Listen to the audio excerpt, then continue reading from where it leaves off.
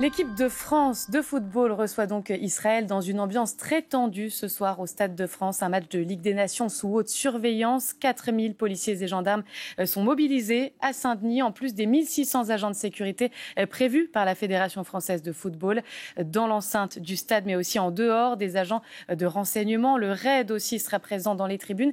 Et des personnalités, Emmanuel Macron, Nicolas Sarkozy, François Hollande. Bref, Saint-Denis s'y prépare dès maintenant. Les Bleus vont tenter de décrocher leur ticket pour les quarts de finale de la Ligue des Nations. Ils n'ont besoin que d'un nul pour se qualifier, mais à gros enjeux politiques ou en tout cas géopolitiques. N'hésitez pas à nous poser toutes vos questions sur ce match France-Israël. Donc enjeu sport minimal, sécurité maximale. Dans quelques minutes, Séverine Larouille nous rejoindra en plateau et elle répondra à vos questions grâce à nos invités qui vont se prêter au jeu des questions-réponses tout à l'heure. Bonjour à vous et merci d'être avec nous sur France Info. Didier Randu, premier secrétaire général adjoint du syndicat des cadres de la sécurité intérieure. Bonjour à vous. Bonjour Frédéric Lega, vous êtes historien.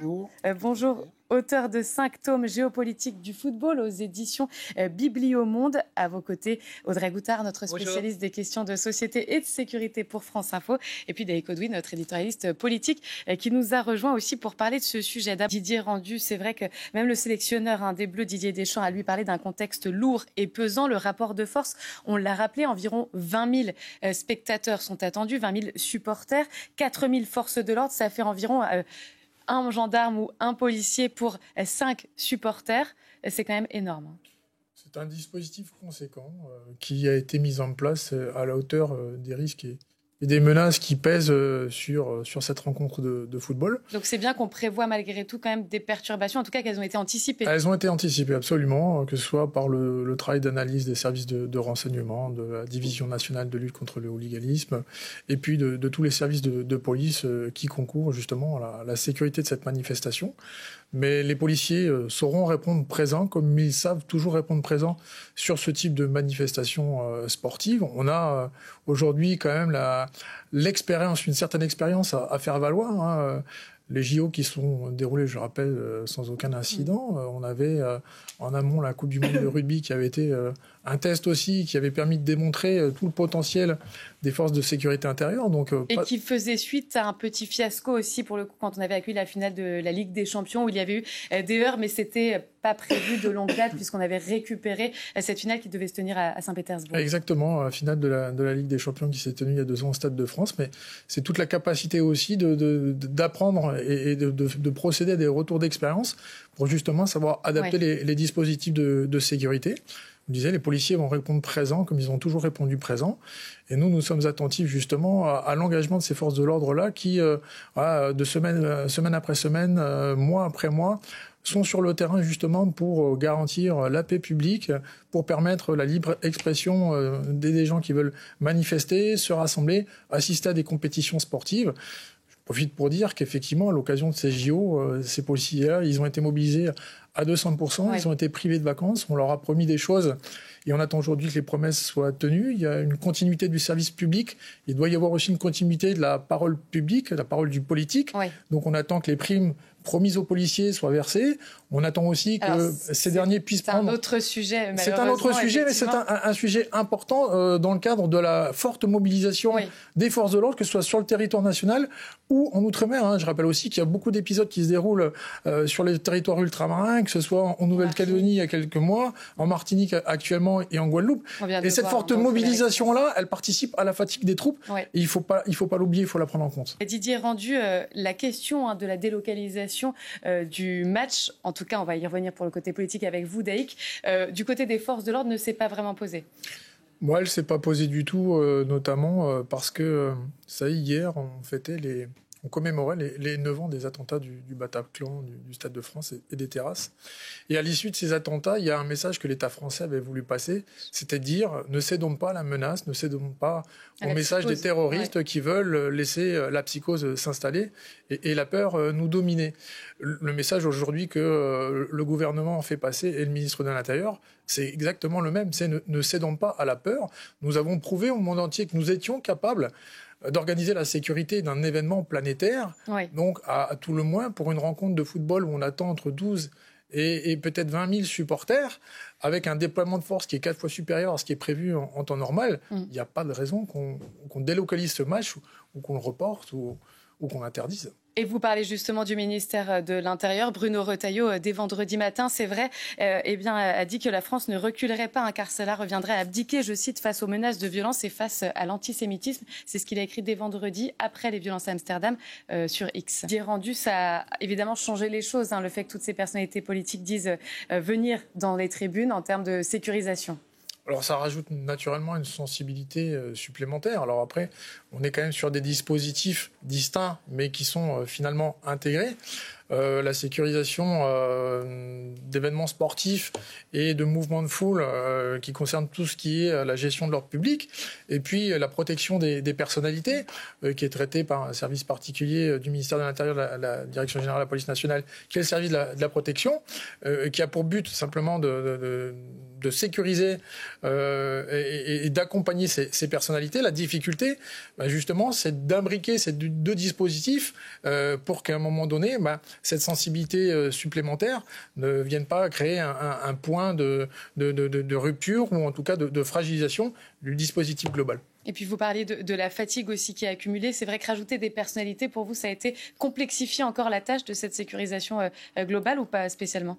Alors, pas spécialement, parce que je vous dis, c'est un dispositif de sécurisation particulier qui est géré par un service qui a l'habitude de le traiter. Oui. Mais pour autant, ce service-là, il est exsangue, il a été mis à forte contribution, comme la plupart des services de police, à l'occasion des Jeux Olympiques cet été.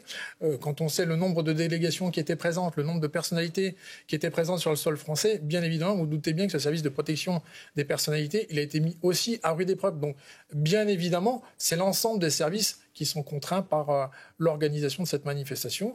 Mais les policiers sauront répondre présents comme ils sont là à chaque fois. Et Daïk l'a rappelé, Audrey, c'est vrai que le message pour Emmanuel Macron, Michel Barnier, il est fort, c'est vraiment le soutien à la lutte contre l'antisémitisme en France, puisqu'on le rappelle, il y a une explosion des actes et des injures antisémites. Et d'ailleurs, il y a eu beaucoup aussi de signalements à la plateforme Pharos.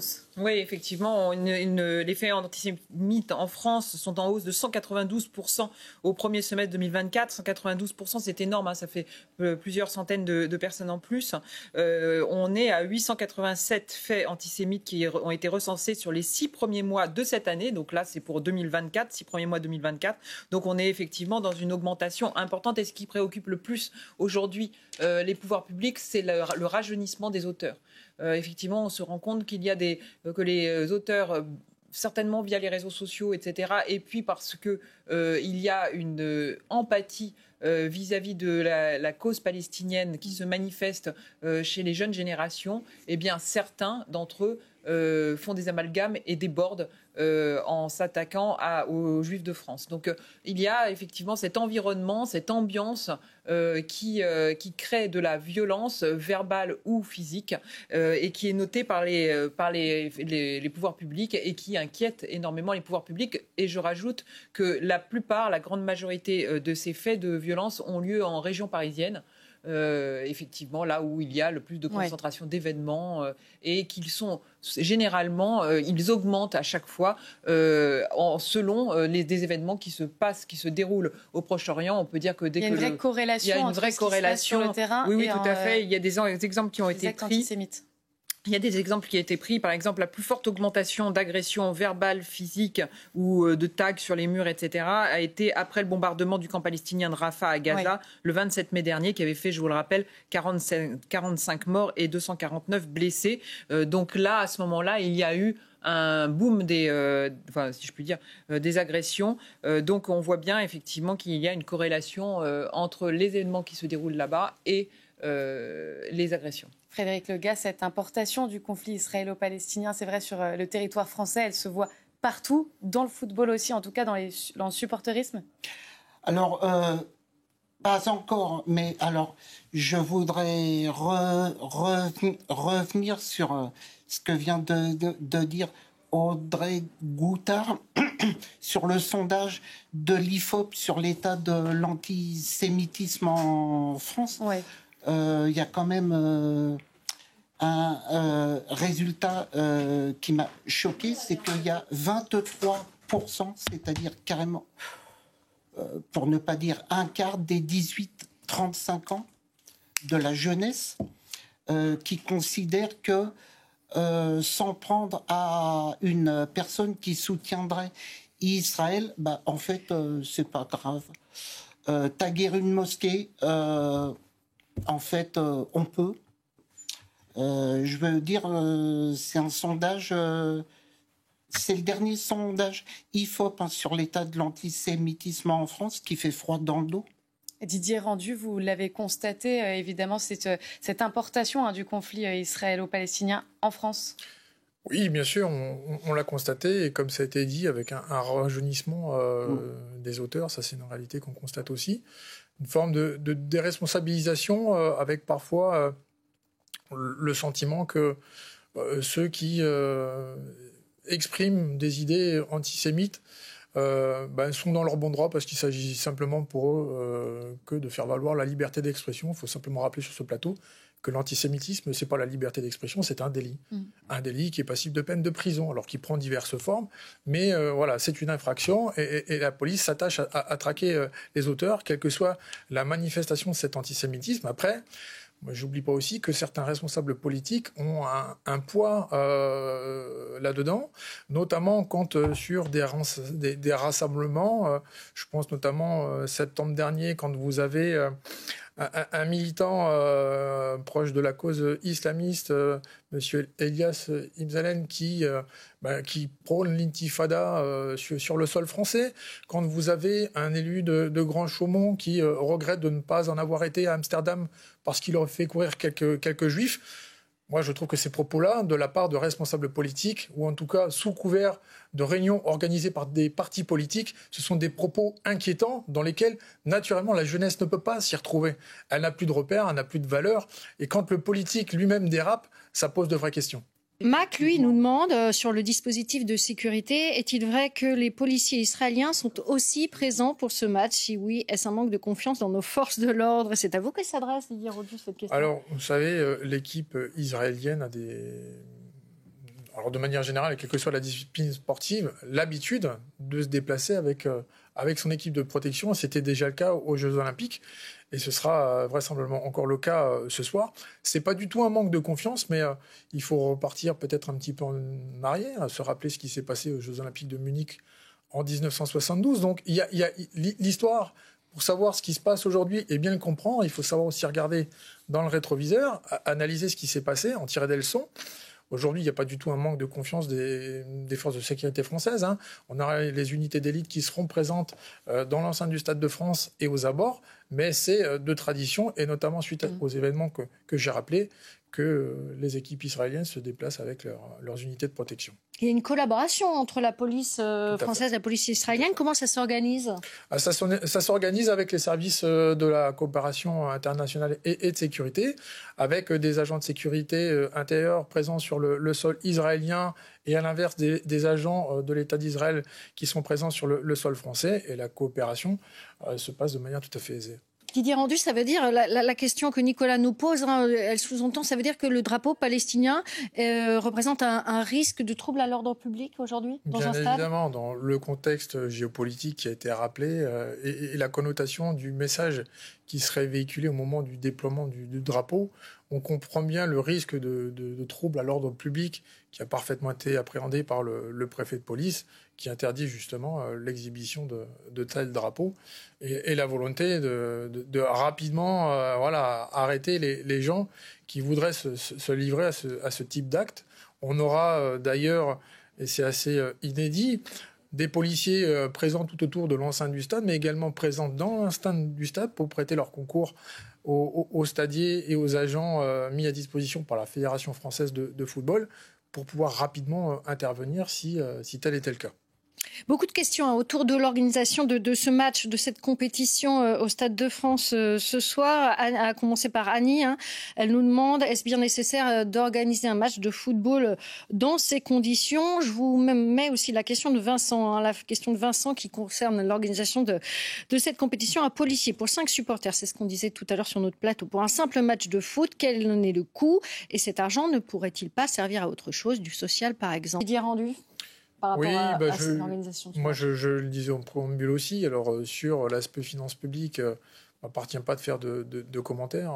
Je pense que la situation, elle est connue de tous. Est-ce qu'il faut faire des économies sur la sécurité? Personnellement, je ne le crois pas. Et c'est absolument pas la position du gouvernement que d'essayer de rogner sur ce type de dispositif où les enjeux sécuritaires sont énormes. Une question sur le coût également, parce que ça interroge beaucoup nos téléspectateurs. Dan, il nous demande, la FIFA participe-t-elle aux frais engagés pour la mise en place de la sécurité policière? Question intéressante, Frédéric Lega, finalement. Alors, déjà, le match de ce soir n'est pas organisé par la FIFA, c'est vrai. mais par l'UEFA. C'est la Donc, différence. Mais est-ce que l'UEFA participe? Qui participe pas. En fait au coût de la sécurité? Didier Rendu, est-ce que vous en avez une idée? Tout ce qui est à l'intérieur du stade, les stadiers, etc., qui sont présents participent complètement. La billetterie, c'est aussi les organisateurs, notamment la billetterie, ça fait partie de la sécurité. C'est rentre dans le contexte de la sécurité, parce que avoir des billets qui sont des billets traçables, qui sont des billets qui peuvent permettre de savoir qui rentre dans le stade, etc., ça fait partie de la sécurité et ça c'est payé. Après, les forces de l'ordre, je veux pas m'avancer, mais je pense qu'il y a une partie qui est prise en charge par le stade, par exemple l'organisateur, par exemple les matchs de Parc des Princes. En tout cas, c'est le cas. Vous avez raison de le dire. Il y a une externalisation d'une partie de la sécurité, ce qui fait partie d'ailleurs du continuum. Alors, je ne sais pas, en l'occurrence, pardon. De la sécurité. Oui, dans quelle proportion et pour quelle part? Est-ce qu'on en a une idée? Alors là, sur ce match-là, moi, j'ai pas de visibilité, donc je serais bien incapable de vous répondre. Mais effectivement, vous avez raison de le dire, que le Stade de France externalise aussi une partie de sa sécurité en recrutant des agents de sécurité privés qui concourent justement à ce continuum de sécurité. Et même on participe je sais en tout cas pour le Parc des Princes. Le Parc des Princes, qui a connu, vous vous souvenez, beaucoup d'incidents ces dernières années, notamment dû à des supporters. Il y a eu des débris, des casses, des abribus cassés, etc. Et je sais que il y a une part qui a été prise en charge, et notamment une part du coût des forces de l'ordre. Mais je ne sais pas dans quelle proportion, très honnêtement. Merci à tous d'avoir été avec nous pour répondre aux questions de nos téléspectateurs sur ce match France-Israël. Frédéric Lega, Audrey Goutard, Didier Rendu et aussi Séverine Laruy. On vous retrouve tout à l'heure pour On vous répond.